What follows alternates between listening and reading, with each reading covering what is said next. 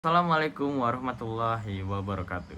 Perkenalkan, nama saya Muhammad Esperanto Trabesi. Saya berasal dari kelas 10 S1 dan pada kesempatan kali ini saya akan menjelaskan tentang pemanasan global terkait remedial nilai fisika.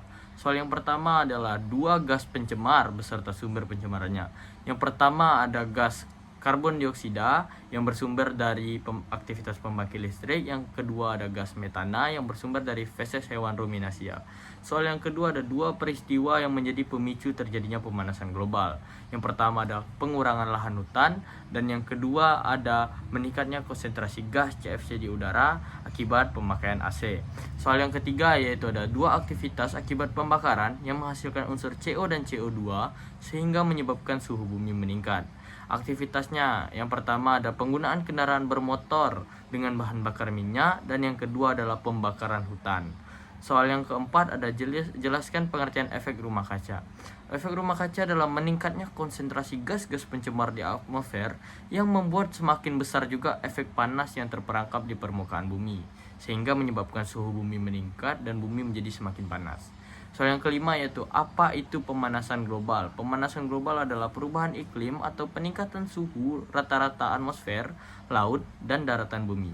Soal yang keenam adalah 5 dampak yang ditimbulkan oleh pemanasan global.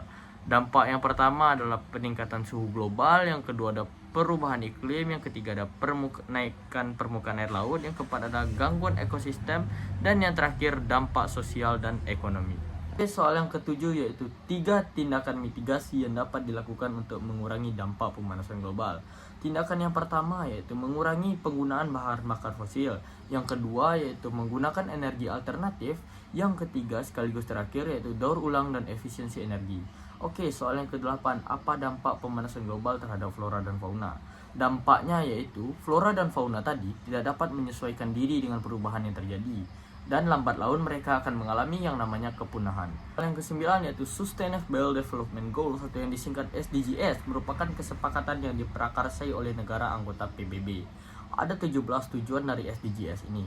Tuliskan 3 tujuan tersebut. Tujuan yang pertama yaitu menghapus kemiskinan, yang kedua itu mengakhiri kelaparan, dan yang ketiga adalah kesehatan yang baik dan kesejahteraan.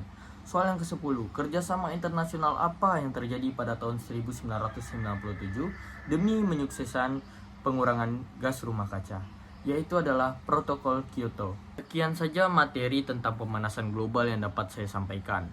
Maaf jika dalam penyampaian materi masih terdapat kesalahan. Sekian saja. Wassalamualaikum warahmatullahi wabarakatuh.